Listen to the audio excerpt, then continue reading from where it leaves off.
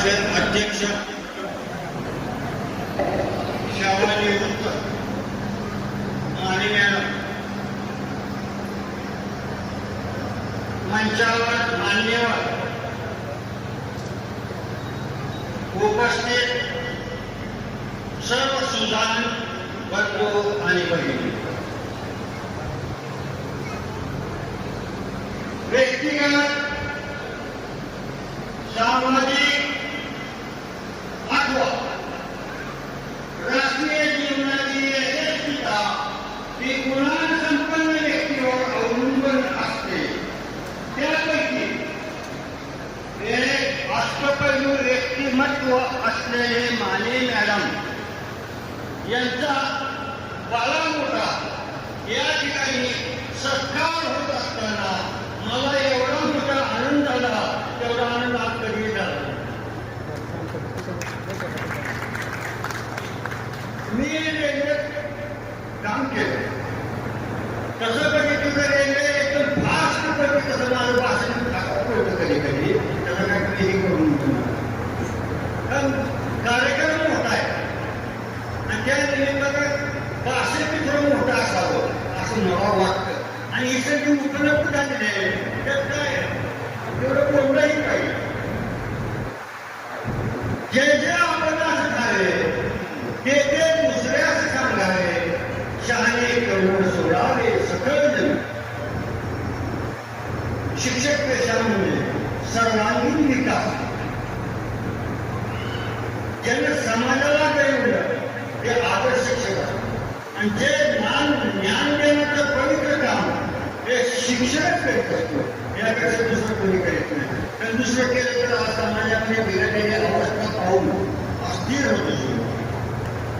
राम के भक्त रहीम के बंदे, रसते तंगों के धंधे, इन्हीं की कारीगर से बेचुआ अपना ईमान, कितना बदल गया इंसान. इंसान जर माणसाला घडवायचं असेल तर शिक्षक पेशाशिवाय दुसरा पर्याय कुठंच नाही. या जगामध्ये असेल, या जगामध्ये शिक्षण घ्यायचं असेल, पवित्र काम शिक्षणच करीत असतो. माणुसकीचं यथार्थ दर्शन करणारं अनेक हे अलौकिक कुटुंब आहे. हे सांगायची गरज राहिली नाही. आज त्यांनी केलेलं कार्याचा गौरव की आज प्रत्येक व्यक्तीनं सांगितलं आहे. माणुसकी असेल तर सर्व काय आहे. माणुसकीचं सांगायचं उदाहरण म्हटलं आताच आमच्या एका मित्रांना त्यांनी जो संघर्ष केला आहे हा शब्द वापरला. संघर्ष हा प्रत्येक व्यक्तीला करावा. सर उद्धार नफा यश अपयश सुख दुःख हे एकाच नाण्याच्या दोन बाजू आहेत. संघर्ष हा मानवालाच नाही तर पक्षाला सुद्धा आहे. तो कसा? सर्वसाधारण जनतेला हा पक्ष आहे. सर्वसाधारण जनतेला 70 वर्षाचं आयुष्यमान दिलेलं आहे. तो आपल्या ताकदीच्या जोरावर 40व्या वर्षापर्यंत पक्ष फोडण्याचं काम करतो, खाण्याचं काम करतो आणि परत तो एका कलराच्या पोकळीला करतो. कारण आपल्याला पुढचा विषय जगायचा आणि त्या ठिकाणी आपल्या दाताची, आपल्या पायाची ही पुनर्निर्मित करतो. तिथं राहिल्यानंतर तो पुढचा विषय जगण्यासाठी आपला स्टॅमिना बदलतो आणि परत नयन आयुष्य जगण्याची संधी तो उपलब्ध करतो. हे पक्षाला सुद्धा तो मानवाला का कळत नाही. म्हणून मला असं म्हणायचं की आपल्या मानवाला सुद्धा संघर्ष आहे. हे या संघर्षावरून सांगितलं. मानव बंधन आहे थोडंसं आहे. मी पण प्रत्येक व्यक्तीला संघर्ष आहे. हे पक्षाला सुद्धा आहे. हे सांगण्यासाठी मी संघर्ष हा शब्द वापरला. आज माणुसकी म्हणून अजून एक छोटासा दृष्टांत सांगतो. माणसाला माणुसकी असं हे तर कळतं, पण जमीन जमीन असं तो आयुष्यातून कामाला जातो. पण मी आता सांगितलं की ईश्वर के भक्त नहीं के बंदे बजते अपने के झंडे इन्हीं की कार्यक्रम जिसे देख रहा अपना ईमान. पुण्यामध्ये एक नामवंत वकील होता, नामवंत, तो हायकोर्टामध्ये प्रॅक्टिस हायकोर्टामध्ये आणि रोज प्रवास पुणे तो बॉम्बे आणि त्या गाडीमध्ये तो मोठा प्रवास करत असताना एका कोचवर एका तो बसला. बसल्यानंतर दुसरा एक माणूस त्या ठिकाणी जाडा करडा माणूस सुखी कपडे घातलेला माणूस जसं की आपले आंबड साहेब आहेत मार्गात केले स्वच्छ पडी तसा एक माणूस जाडा करडा त्यांच्या शेजारी बसल्यानंतर त्या व्यक्तीला मला तुमची राहील असला जरा माझ्या शेजारी येऊन बसतो हे तर सहन होत नाही. गाडी सुरू झाली. गाडी सुरू झाल्यानंतर ह्या महाशयाला काय करू काय नाही राहिले आणि हळूहळू जसं गाडी सुरू झाली तसं वाढू लागलं. तसं या गाड्या गाड्या माणसाला झोप आल्यासारखं वाटलं पण झोप नव्हती. त्याने झोपेचं सोन केलं. पण या महाशयाने काय केलं त्या वेळेमध्ये या गाड्या गाड्या माणसाचे डोळे खिडकीतून फेकून दिले. कारण हा संताप त्याने व्यक्त कसा केला. फेकून दिल्यानंतर ही आक्षेप पुसली. तो गाडा गाडा माणूस पाहत होता. नंतर गाडी जशी जशी फास्ट सुरू झाली बरीच फास्ट सुरू झाली तसं तसं कुठल्याही व्यक्तीला झोप येत नसतं. तशातच या वडिलाला झोप आली आणि तो संधीची वाट पाहत होता. अशा वेळी गेल्यावर डोक्यावर असलेले ह्याच त्यांना अलगदपणे सहज कितीतून फेकून दिले.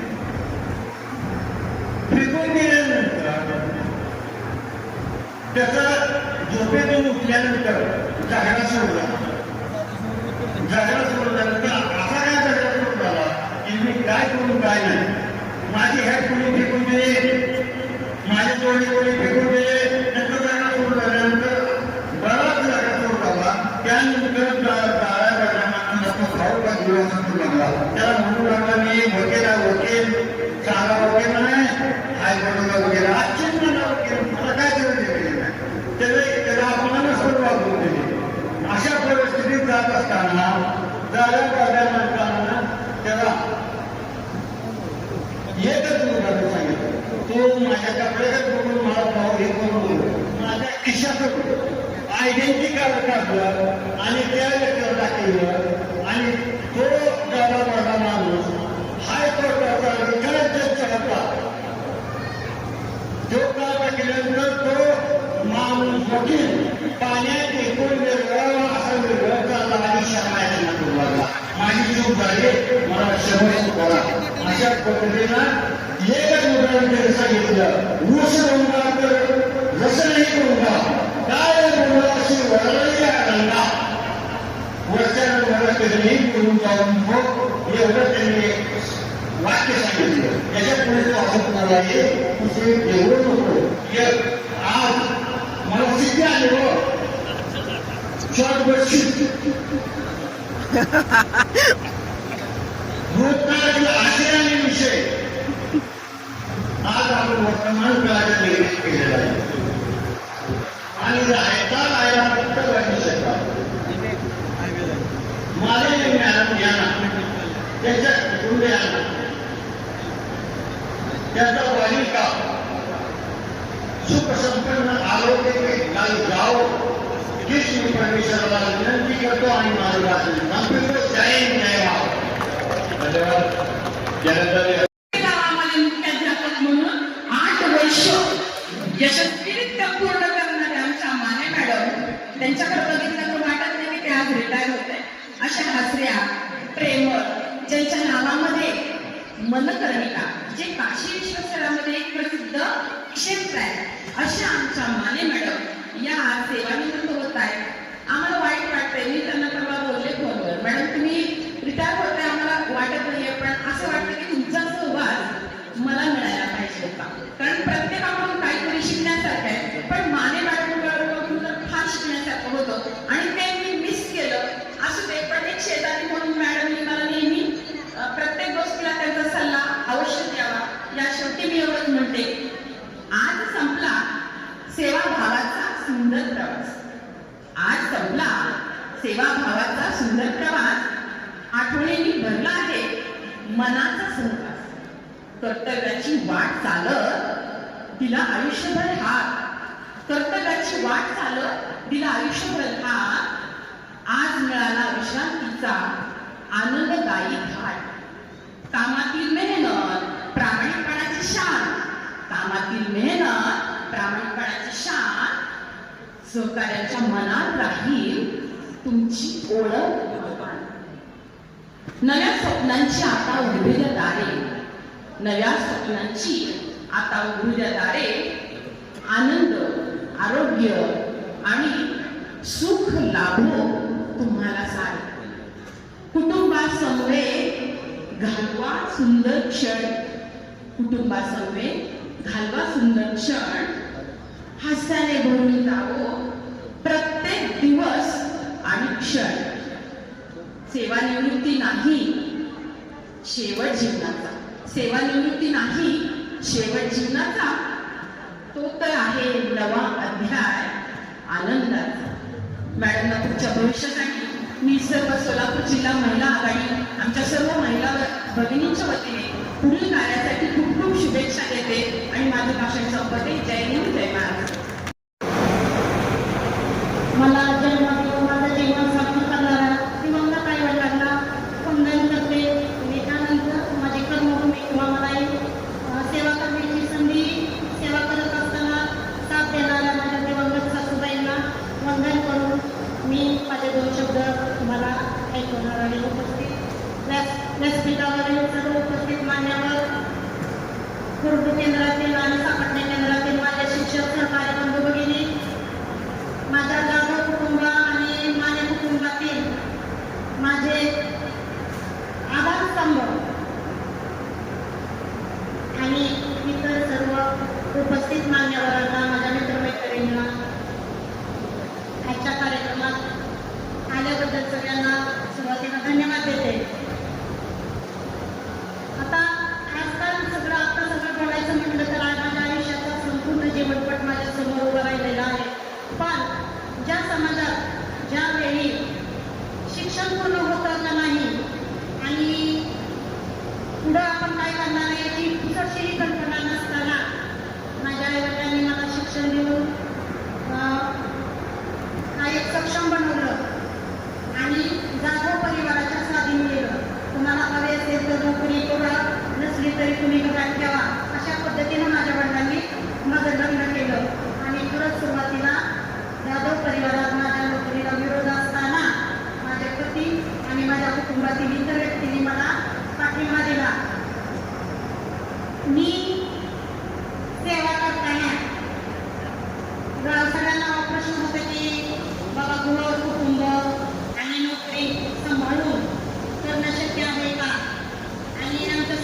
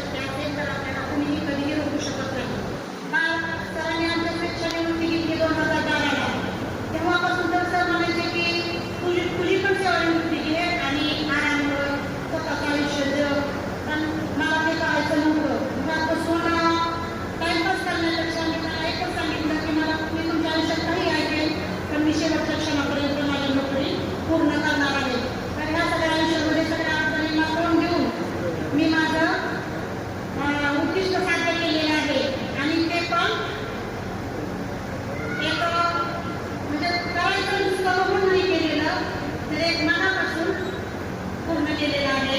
मी माझ्या कामामध्ये पूर्ण समाधानी आहे. तुम्ही आता सगळ्यांनी जे काय केलं वगैरे सांगितलं पूर्ण केला.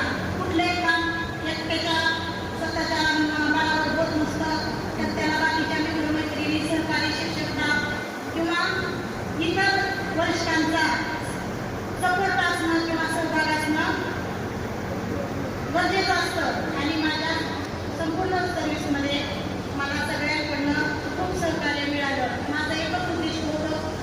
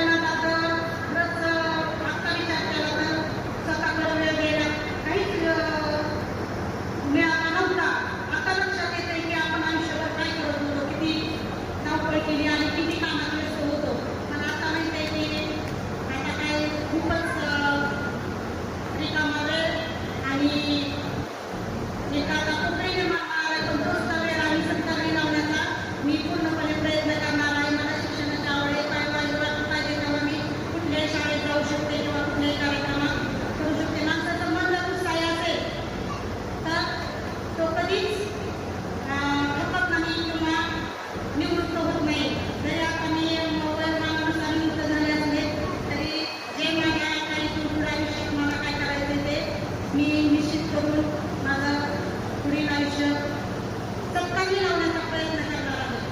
आज आपण सगळेजण एक मला शुभेच्छा देण्यासाठी, माझ्या सेवानिवृत्तीसाठी माझ्या कुटुंबातील व्यक्ती, नातेवाईक, शिक्षक, बंधू वगैरे सगळेजण उपस्थित शालेय समितीच्या उपाध्यक्षा सदरणीय शिवमॅडम यांच्या शुभ हस्ते हा सन्मानित संपन्न होतो. या एक समारंभामध्ये